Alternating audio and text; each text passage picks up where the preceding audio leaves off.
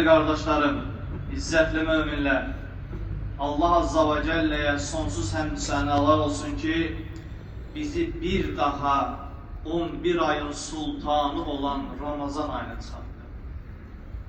Həqiqətən Allah katında büyük günlerin içerisindeyiz. Bize verilmiş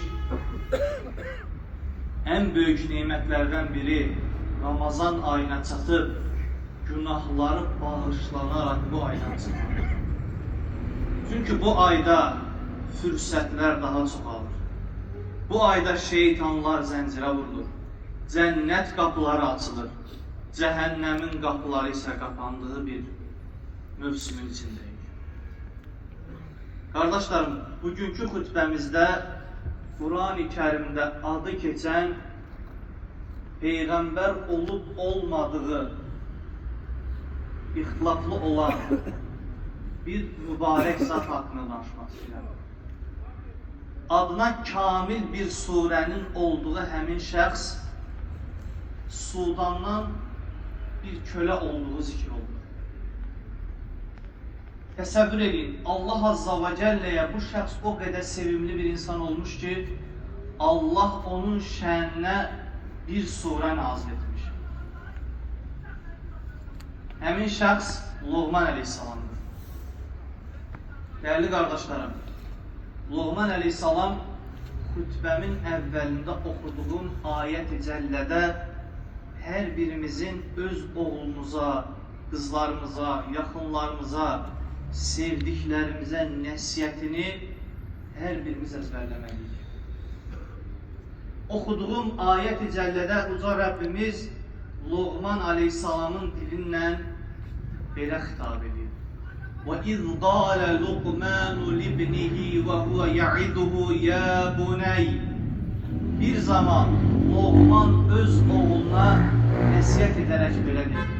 Ya buney, ey oğlum, la tüşrik billah, inneşşirke lezulmun azim. Bir atanın övladına öğreteceği ilk şey tövhid olmalıdır.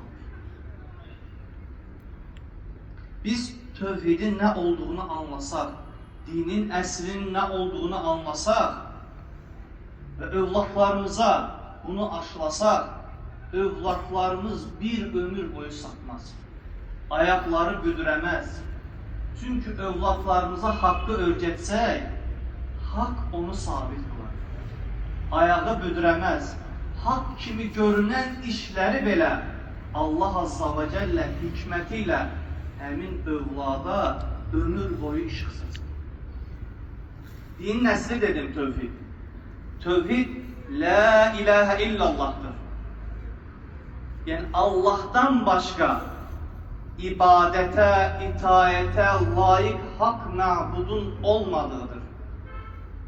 Bütün hayırlerin yegane sahibi Allah'tır.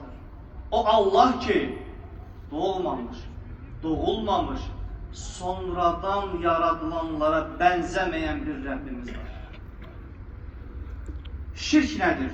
Şirk Allah Azza ve Celle'nin zatında, sıfatlarında ve fiillerinde ona ortak koşmaktır. Yani Allah Azza ve Celle ilk olarak şirki büyük zulüm adlandırır. Niye Allah Azza ve Celle şirke büyük zulüm dedi? Ona göre ki zulüm ait olan bir şeyi başka bir yere koymaktır. Deməli, şirk insanı ebedi saadet yurdu olan cennette məhrum etmektir. Niye? Çünkü Allah Azza ve Celle ne buyurur? İnna Allah la yaghfiru ey yushraka bihi şey'en. Kim Allah'a bir şeyi ortak koşarsa Allah Azza ve Celle onu affedemez. Ama şirkin dununda, şirkin haricinde olan günahları ise neyin yer? İlediğine affeder. Ona göre evlatlarımıza öğreteceğimiz ilk şey tövhid olmalıdır. Ve insanı tövhidden çıkaracak, şirkə soğacaq bütün nəsnələri övladlarımıza öyrətməliyik. Ayətin arkasında Allah Azza və Cəllə belə buyurur. وَوَصَّيْنَا الْإِنسَانَ بِوَالِدَيْهِ حَمَلَتْهُ أُمُّهُ وَهْنًا عَلَى وَهْنٍ وَفِصَالُهُ فِي عَامَيْنِ أَنِ اشْكُرْ لِي وَلِوَالِدَيْكَ. Biz insana Allah Azza və Cəllə özünə ortaq qoşulması böyük zülm adlandırdıqdan sonra Loğman Əleyhisselamın dilindən bizə bunu çatdırır. Biz insana valideyninlə xoş davranmasını əmr etdik olur. Çünki valideynlərimiz ayətdə də buyurulduğu kimi وَأَهْنًا عَلَى وَهْنٍ hər gün daha çox məşəqqətə qatlanaraq bizləri öz bətnində daşıdır. Sahabədən birisi, ya Rasulallah, yaxşılıq etməyimə ən layiq olan insan kimdir? Anan, sonra sahabə üçüncü kərəm soruşur, yenə yaxşılıq etməyimə ən layiq olan insan kimdir? Bir anam. Dördüncü kərəm, atan olur. Valideynlərimizə xidmət etməyimiz, qardaşlarım, bizə dünya axirət saadətinə qovuşdur. Həm də Rəbbimizin rızasını cəlb edər. Peyğəmbərimiz sallallahu aleyhi və səlləm buyurur ki, Rıdar Rabbi fi rıdal valid. Allahın rızası valideynin rızasındadır. Və suxdur Rabbi fi suxdul valid. Allahın qəzəbi də valideynin qəzəbidir. Kim Allahı xoşnut etmək istəyirsə, valideynlə xoş keçinsin, onunla yaxşı davransın, ona gözəlliklər ikram edəsin. Kim də Rəbbini qəzəbləndirmək istəyirsə, valideynini incitsin. Dəyərli qardaşlarım, və ayətin arxasınca Rəbbimiz buyurur ki, uşağın süddən əmzirilmə müddəti 2 ildir. Və dönüşünüz yenə mənədir. Ayətin arxasında وَاِنْ جَاهَدَاكَ عَلَى أَنْ تُشْرِكَ بِي مَا لَيْسَ لَكَ بِهِ عِلِمٍ فَلَا تُطِعْهُمَا وَصَاحِبْهُمَا فِي الدُّنْيَا مَعْرُوفًا.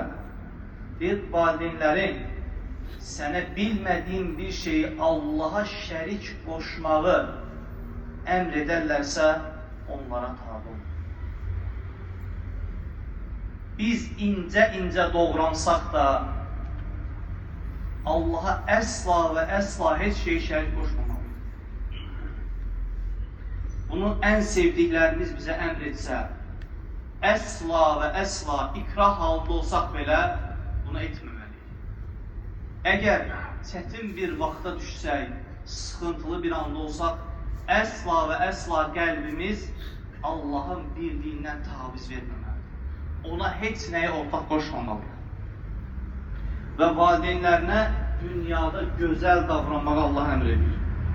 وَاتَّبِعْ سَبِيلَ مَنْ أَنَابَ إِلَيْهِ ثُمَّ إِلَيَّ مَرْجِعُكُمْ فَأُنَبِّئُكُمْ بِمَا كُنْتُمْ تَعْمَلُونَ.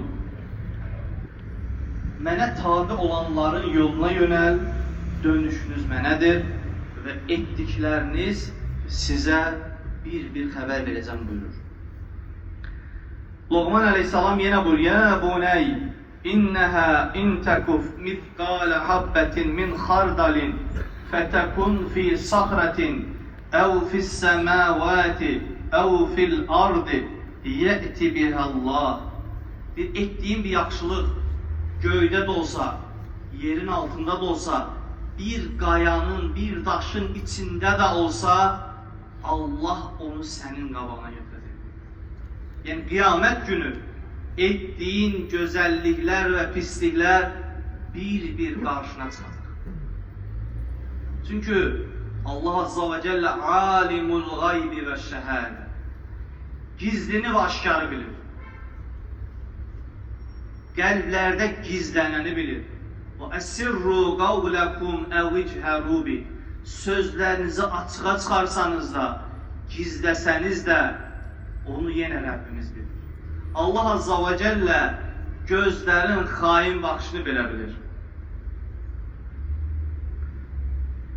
İnnallâhe latifun xabir. Şübhəsiz ki, Allah lətifdir, hər şeydən xəbərdardır.